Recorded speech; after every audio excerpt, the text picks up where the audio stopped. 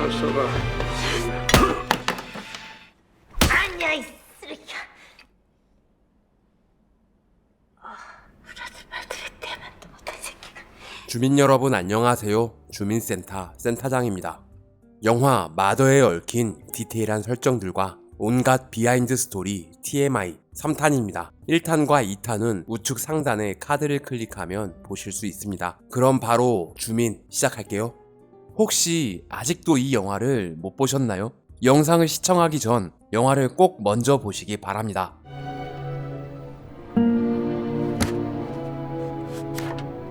가슴 아픈 듯 옛날 사진의 한쪽을 찢는 엄마.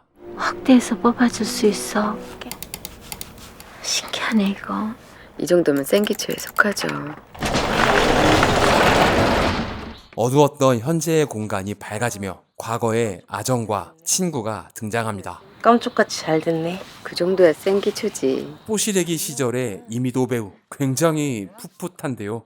배역 이름은 요고생 흉터라고 나오지만 사진 속의 명찰을 보면 본명으로 출연했다는 것을 알 수 있습니다. 핸드폰 사진들 20장쯤 뽑으면 얼마나 해요? 굳이 근데 핸드폰 사진을 왜 뽑으려고 해? 그냥 뭐 기념이지 뭐. 나름 끝내주는데. 그때 그 코피 흘리던 애가 문화정이 걔였어. 근데 걔는 왜 핸드폰 사진을? 아정이의 핸드폰에 뭔가 단서가 있을 것 같은데요. 똥이 돈다.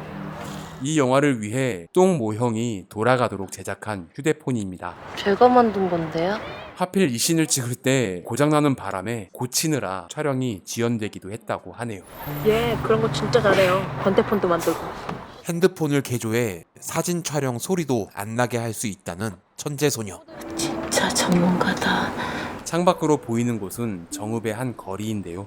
엄청나게 추운 한겨울이어서 옷을 두껍게 입은 주민은 통제하고 보조 출연자들을 동원해 촬영했습니다. 창 밖에 두 남학생을 보자 불안해하기 시작하는 소녀. 너 아생 핸드폰 어디 있는지 알지? 요 건너편에 가면 마트 있거든요? 생리대를 사다 달라는 여고생. 마트 점원은 살인의 추억에서 남주 역으로 데뷔했던 이옥주 배우입니다. 아정이 친구가 너밖에 더 있냐고. 빨리 안 불어? 아정이의 폰을 찾는 사람이 또 있었네요.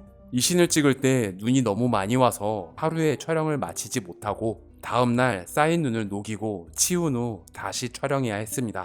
근데 얼굴이 또 언밸런스다. 남고생 깡마 역은 당시 여러 독립영화에 출연하며 이름을 알리기 시작한 정연기 배우입니다. 이후로도 수많은 영화에서 얼굴을 볼 수 있었는데요. 전 신세계에서 연변 거지 중 한 명으로 나온 게 기억에 남네요. 여기 또 한 명의 남고생 뚱뚱 역은 반가운 얼굴 고규필 배우입니다. 아 말해. 순간 기지를 발휘하는 엄마. 의도치 않게 위험에 처한 여고생을 구해준 건 다름 아닌 곽도원 배우입니다. 이것들이 남의 영업장에서 또 오면 죽여버린다. 이 고딩들은 아정의 폰을 왜 찾는 걸까요? 지금 이리로 빨리 좀 와줄 수 있니? 해결사 진태가 나섭니다. 목마가 있는 놀이동산은 거제도에 있는 옥포랜드에서 촬영했습니다. 이미 폐관된 지 오래된 곳이어서 별다른 세팅을 할 필요가 없었다고 하는데요. 목마와 담장이 하얀색이라 조명을 치기는 좀 어려웠다고 하네요. 본드를 빨고 정신 못 차리고 있는 두 고딩. 아저씨도 아정의 애인. 이어지는 관람차는 강원도 원주의 드림랜드에서 촬영했습니다. 문화정의 핸드폰 거기 나온 사진들 공개되면 여러 사람 다칠 텐데. 야 아정아, 너 진짜로 남자들 사진 찍은 거야? 그럼. 휴대폰에 설치한 작은 LED가 너무 밝아 디머를 연결해 조도를 낮춰 얼굴에 조명을 비췄습니다. 핸드폰을 막걸리로 바꾸면 몇 병이나 줄까? 혜자는 막걸리를 좋아하는 아정의 할머니를 찾아갑니다. 벌써 술 바꿔 먹었는데 필요하다고 꼭 갖고 오라던데. 미친년이 좋다 뱉고 지랄해. 쌀독에 숨겨져 있던 아정이의 폰에 담긴 추악한 남자들. 이 택시 안에서 재문에게 전화하는 컷이 있었는데요. 재문과 세팍타크로 형사는 도준의 골프공이 또 다른 곳에서도 발견되면서 범인이 아니었음을 알게 되지만 보고는 하지 않고 조용히 수사하죠. 시나리오 단계부터 찍을지 말지 고민을 하던 씬이었다고 하는데요. 이 씬을 삭제하고 혜자가 사건에 본격적으로 뛰어들면서 두 형사는 깔끔하게 빠졌다가 엔딩에 다시 등장하는 것을 선택했다고 합니다. 머리가 새하얘. 할아버지. 갑자기 기억이 돌아온 도준. 사건 현장에서 만난 할아버지가 아정의 폰에 담겨 있습니다. 이 사람 만난 적 있다. 눈탱이 칠 줄 모르는 정직한 사람인 줄 알았더니 이곳은 원래 평택에 있는 실제 고물상을 헌팅하고 촬영할 예정이었는데 다른 헌팅팀이 충북 제천에서 이런 곳을 찾아 찍어온 걸 보고 너무 좋아서 바로 장소를 바꿨다고 합니다. 고물상으로 가는 길은 질퍽한 진흙길로 설정했습니다. 혼자 사시는 노인분들 침술 봉사도 해드리고. 옛날에 방앗간이었던 걸로 추정되는 폐가를 고물상으로 만들었는데요. 남성적인 공간에서 느껴지는 서스펜스를 표현하기 위해 함석 재질의 무거운 문과 온갖 그로테스크한 느낌의 소품들을 세팅했습니다. 얼마 전에 못복을 확 봐가지고. 아정이 살인사건이 있던 날 그 폐가에 있었다는 노인. 그런데 이 새끼 누울 자리 깔고 쌀도 준비하고 있었네요. 어떻게 돈 대신 쌀을 받을 수가 있어? 이상한 놈이 따라오더라고. 남자가 싫으니? 실내에서 밖을 볼 수 있는 창들은 각각 다른 레이어로 변화를 줘서 창밖으로 보여지는 인물의 느낌을 다르게 설정했습니다. 야, 너 나 알아? 아니, 도준이 보이는 창은 먼지 쌓인 비닐을 세팅해 뿌연 안개에 가려진 것 같은 도준의 미스터리함을 표현했죠. 말 함부로 하지 마, 이 바보 같은 새끼야. 어휴, 바보라고 하면 안 되는데. 벽으로 가려진 곳에 두 명의 스텝이 숨어서 한 명은 날아오는 소품을 받고 그 타이밍에 다른 한 명이 던져서 만든 장면입니다. 그런데 누워있어. 이 컷은 실제 배우를 다리만 잡고 끌어올리며 계단을 올라갔습니다. 내가 그때 직접 가서 얼굴까지 다 봤는데 이상한 것도 막 하고. 이 영화에서 가장 중요한 주제는 제목처럼 엄마인데요. 아니야 이 쓰레기야. 다른 의미로 어미의 느낌을 표현하려 했습니다. 새끼를 지키기 위해 뭐든지 할 수 있는 광적인 짐승을 표현했죠.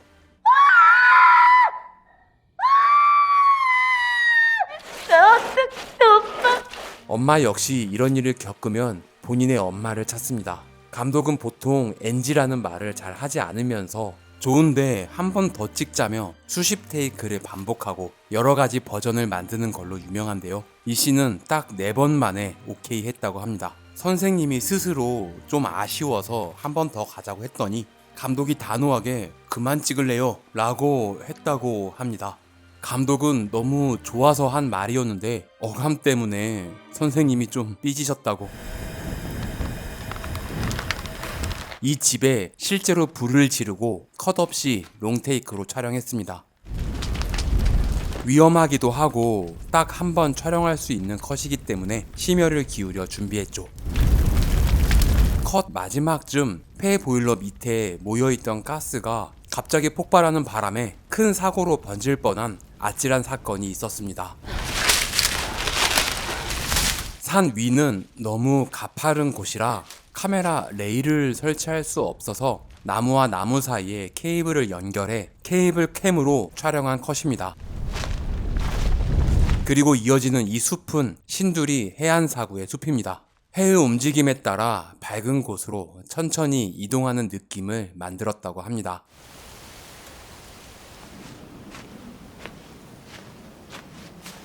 오프닝에서 알 수 없는 춤을 추던 그곳, 옷 속으로 가리던 손은 살인을 저지른 손이었습니다. 그리고 이 손은 다시 작두질하는 손으로 연결되죠. 첫 장면과 같은 컷이 반복되는 것 같지만 이 컷은 조명을 더 밝게 세팅해 안이 잘 보이도록 설정했습니다. 제문의 그림자가 실루엣으로 가게 안에 짙게 드리워지도록 문 밖에 크레인을 설치해 강한 조명을 때렸습니다. 범인 잡혔어요. 왜 그저 기도원 탈출한 종팔이? 종팔의 옷에 묻어 있었다는 아정의 혈흔. 이게 이제 골프공 따위하고는 비교가 안 돼 버리지. 자기가 아정이 애인이래. 그 시기 하다가 아정이가 코피가 났다. 그 피는 진짜 코피였던 것 같은데. 너 부모님은 계시니? 엄마 없어? 울지 마라. 결국 종팔이 잡히고 도주는 풀려나게 됩니다. 보물상 저거 불나가지고 홀라당 다 탔어. 불난 고물상엔 뭐하러 가본 걸까요? 종파리 교 있잖아. 다시 아들과 식사를 하게 됐지만 모자가 둘 다 살인자가 된 후 묘하게 다른 느낌. 왜 옥상 위에도 올려놨을까 시체를?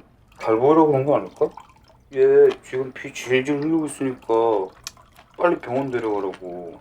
그렇지. 그런 거지. 이 장면 뒤로 도준이 종팔이 걔 착하다며, 착하니까 그런 거지 라고 하자 조용히 고개를 끄덕이는 해자컷이 있었는데 삭제됐습니다. 그리고 예전과 다르게 엄마를 등지고 자는 도준. 이거 가져가서 버스에서 먹어. 마을 사람들과 관광을 떠나려 하는 엄마. 이곳은 실제 경북에 있는 청송 진보 터미널입니다. 중요한 연기를 해야 하는 부분인데 터미널을 이용하던 수많은 인파가 몰려 배우들은 연기에 집중하기 힘들고 감독은 연출에 집중하기 힘들었다고 하네요. 감독님이 보는 모니터를 주민 수십 명이 삥 둘러서 보고 있었다고 하죠. 감독님은 연출하는데 많이 힘드셨겠지만 전 솔직히 본 감독과 함께 모니터링을 할 수 있었던 분들이 너무 부럽네요. 줄 거 있어. 뭔데? 고물상 불난데 갔다가 이런 거 막 흘리고 다니면 어떡해 엄마는. 이 대사는 원래 이거 어디 멀리 갖다 버리던지 였는데 편집해보니 너무 직접적이고 강하게 느껴져서 좀 더 모호한 느낌으로 다시 써 후시로 입힌 대사입니다. 콘티엔 형언할 수 없는 표정이다 라는 주문을 써놨다고 하는데요. 감독은 딱히 떠오르는 말이 없어서 쓴 단어였는데 김혜자 선생님은 형언할 수 없는 표정에 꽂혀 너무 어려웠다고 합니다. 본인 스스로 그 표정이 안 나와서 감독이 미울 정도였다고 하는데요. 감독은 바로 이 표정을 보고 오케이 했지만 선생님은 너무 속상해 또 대기실에서 혼자 우셨다고 합니다. 과연 도준은 얼마나 알고 있는 걸까요? 바보인가 바보인 척 하는 것인가? 감독 역시 그런 질문을 많이 받았지만 본인도 그게 궁금하다고 합니다. 본인과 관객에게 궁금증으로 남겨뒀습니다. 영화계 종사자들이 모두 궁금했던 버스 내부 컷. 김혜자 배우 바로 앞 좌석을 뺀 모든 좌석들을 뜯어내고 레일을 깔고 찍은 후 의자를 CG로 심어 만든 것이죠. 나쁜 일, 속상한 기억을 잊게 해준다는 허벅지의 침자리. 침을 꽂는 순간 컷이 바뀝니다. 태양의 빛을 온 몸으로 받으며 춤을 추는 엄마. 감독은 달리는 버스와 나란히 달리며 촬영할 생각을 하고 강렬한 직사광선이 춤추는 아줌마들을 관통해 한 덩어리로 보이는 실루엣 이미지를 원했습니다. 모든 아줌마들이 말 못할 사연이 있는 것처럼 혜자 역시 이 무리의 그림자로 감춰지는 이미지를 상상했다고 하는데요. 감독의 머릿속에만 있는 이 이미지를 만들기 위해 주변에 빌딩이 없는 평야지대 남북 방향의 도로를 찾고 찾아서 인천공항 가는 길에 큰 매립지를 겨우 찾았다고 하네요. 다행히 촬영하는 날 구름 한 점 없이 맑아서 이런 햇살을 찍을 수 있었다고 합니다. 카메라는 혜자를 팔로우하다 놓치기도 하고 다시 찾아가는 과정과 줌으로 당기면서 덜컹거리는 그 느낌까지 컷 없이 그대로 한 테이크를 사용했습니다. 혜자가 갑자기 카메라를 등지는 건 원래 계획엔 없었다고 하는데요. 감독은 그 모습이 로맨틱한 느낌이 들어 너무 좋았다고 합니다. 모니터링 하면서 선생님께 왜 그러셨냐고 물으니까 모르겠어요. 그냥 태양을 향해 하이파이브 했어요. 라는 대답을 하셨다고 하네요. 요즘에도 관광버스에서 이렇게 춤을 추는지는 모르겠는데 한때 관광버스 댄스가 유행할 정도로 어르신들이 그렇게 춤을 췄죠. 감독이 대학생 시절 오대산에 놀러 간 적이 있는데 주차장에 세워져 있는 버스가 흔들리길래 가서 봤더니 관광객들이 도착한 후에도 흥을 가라앉히지 못하고 계속 춤을 추고 있었다고 합니다. 그 에너지가 너무 인상 깊어서 계속 머릿속에 남아있다가 이렇게 써먹을 수 있었다고 하네요. 감독은 이 씬을 찍고 몸속의 종양을 꺼내 던지고 온 듯 시원한 기분이었다고 합니다. 영화의 시작과 끝이 엄마의 춤인데 음악 감독은 이 춤곡을 만드는데 굉장히 많은 고민을 했다고 합니다. 실제 관광버스 메들리 같은 뽕짝을 생각해 보기도 했다는데요. 결국 오프닝에 나온 춤곡에 기억을 찾아준다는 저주받은 관자놀이를 모티브로 만든 코드를 섞어 라틴풍의 엔딩곡을 만들었습니다. 자, 대감독 봉준호의 가장 예술적인 작품 마더였습니다. 영화를 하나하나 뜯어보니 그 연출력에 감탄할 수밖에 없었는데요. 영화 한 편을 위해 몇 년을 준비하는 그 열정이 한국 영화계를 한 단계 발전시키지 않았을까 하는 생각을 해봅니다. 주민 여러분들은 어떻게 보셨나요? 의견을 댓글로 남겨주세요. 구독과 좋아요는 사랑인 거 아시죠? 종 모양 클릭으로 알림 설정을 하시면 다음 영상 업로드 소식을 바로 알 수 있습니다. 긴 영상 시청해 주셔서 감사합니다. 지금까지 센터장이었습니다. 다음 영상도 기대해 주세요.